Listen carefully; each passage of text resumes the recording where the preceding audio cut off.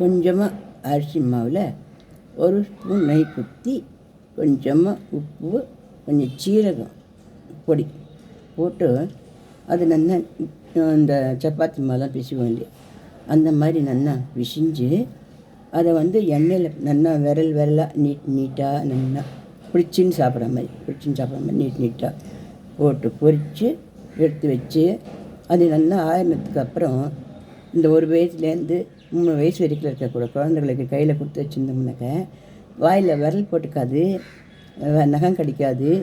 இந்த சூப்பானை வச்சுன்னு சப்பி சப்பி சப்பி சப்பி சப்பி சப்பி ரொம்ப சந்தோஷமாக சாப்பிடும்.